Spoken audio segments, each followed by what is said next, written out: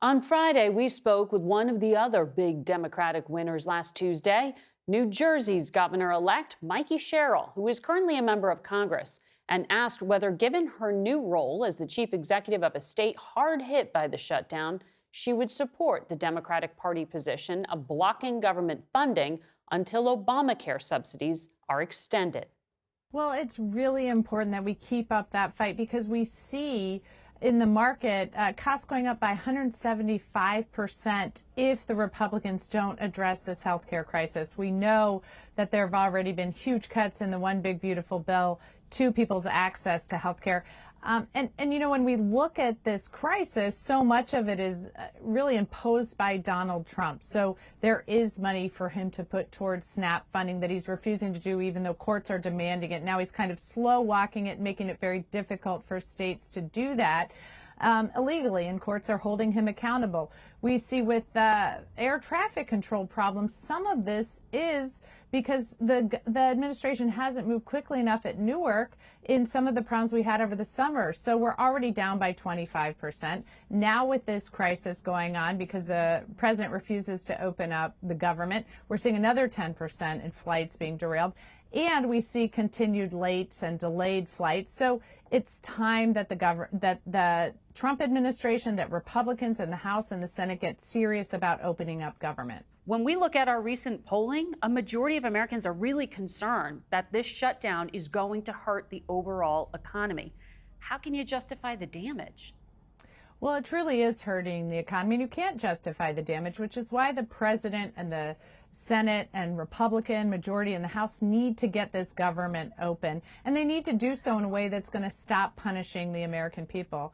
I think what we saw with this election is the American people are really demanding that our federal government operate in a way that is going to stop punishing them economically.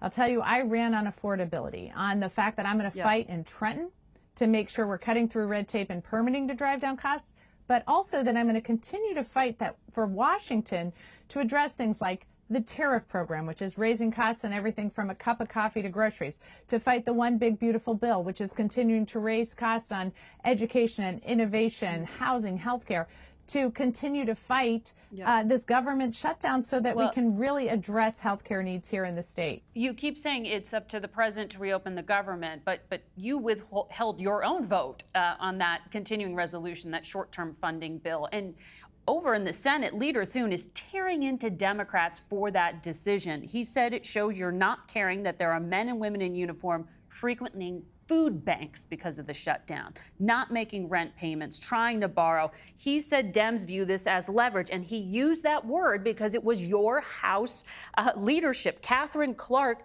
justified withholding votes to end the shutdown, saying that's one of the few parts of leverage that Democrats have. How do you respond to this accusation that it's actually Democrats who are being heartless here? Well, when you have the Republicans that have the presidency, they have the majority in the Senate, they have the majority in the House, they've even, many would say, including myself, taken over the court system, then they have a responsibility to open up this government. And well, I have to tell you, Whip Clark as a veteran myself, I know how devastating that is. We're leveraged to serve the American people. I mean, we see again and again these Republican attacks on everything from health care. Look, if they don't fund the Affordable Care Act, costs are going to go up by 175% for people here in New Jersey at already high levels. That is going to kick so many people off health care. That's on top of the huge Medicare cuts that we're seeing in the One Big Beautiful Bill, on top of the tariff costs that are raising grocery prices everywhere, on top of the fight he's in now, which is raising gas prices. So again and again, we're seeing the Trump administration punishing people, and these Republicans have got to come to the table, and they've got to start really working for the American people, and this election showed that. But when you were talking about the extension of the health care subsidies, why isn't the promise to hold a vote on those health care subsidies enough for Democrats to vote to reopen the government? So we are working hard to address the concerns for the American people. And the Republicans again and again are refusing to address that. So right now, this is part of how we get the government open, and they should do it right now. I think we have seen what the promises that Republicans have made have been worth. What he needs to do is actually put the subsidies in. We can serve the American people. We can drive down healthcare costs. And that's really key. Let's talk a bit about your election. As you said, the economy was front and center for you. Energy prices in particular, you focused in on. In New Jersey, they're up 19% over the past year versus 6% nationwide. I know you want to declare a state of emergency day one, but what does it actually mean? How quickly will prices come down? So the state of emergency will freeze rate hikes because there are some rate hikes that are set to come into play in the next several months. And I'm not going to allow those to be put on the back of the New Jersey ratepayer. And we see that the can has been kicked down the road by too many people. So the utility companies have already come to the table and say, okay, let's negotiate those rate hikes. We have money that comes in through the BPU to defray the cost. But what's really going to also happen is very quickly I'm turning to adding a lot of power to our grid. Right now, PJM, that's our regional grid operator, has really screwed up the market for various reasons. And so every electron we produce in New Jersey will defray the cost of electricity we have to buy on the market. So that's why immediately I'm going to cut through red tape and permitting delays to get solar done. We're going to continue to build out battery storage. And then in the first budget, we will expand modernization of our natural gas facilities and in the long-term nuclear.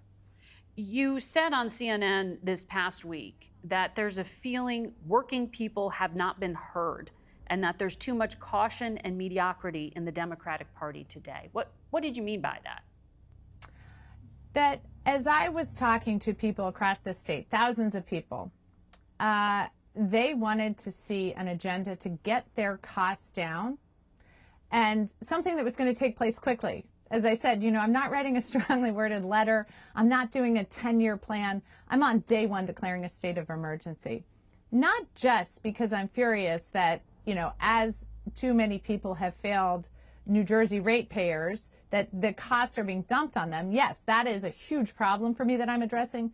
But it also, I think, conveys that sense of urgency that I feel to work for the people of New Jersey so that they know that this is a day one issue for me. They also want to see somebody, though, that has their backs because they know that these tariffs are raising costs. They know that the one big beautiful bill is going to take away their health care. They know that attacks on the Gateway Tunnel project are going to raise costs here and really cut into job opportunities. So they want to know that whoever's governing is going to be focused on governing for them, not a party of one like Donald Trump. Well, your criticism there was of fellow Democrats, as I understood it. But let me ask you about Speaker Emeritus Nancy Pelosi. She just announced that she is going to be leaving Congress. When I spoke to her last on this program, she indicated that she knows it's a problem recruiting new candidates, in part because of the environment we're in, including just how nasty our politics are and the security threats. And she said that's discouraging, in particular, women who fear the impact on children. What do you say to those considering for office right now? Are you seeing that female candidates are fearful of doing what you just did? Well, we worked very hard here in New Jersey to really build out a future and an idea that's going to bring everybody in, and really working hard to keep people safe. Public safety is a huge issue for me and for people across the state. As we double down on our constitutional protections, freedom of speech, freedom of assembly, etc.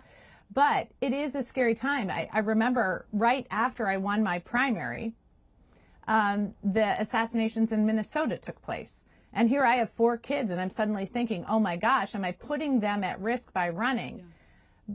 But what I think most of us are weighing as moms, if we're candidates, is what does my kid's future look like if I don't run? And that's on balance. I think people are choosing to run. I see women across our state running.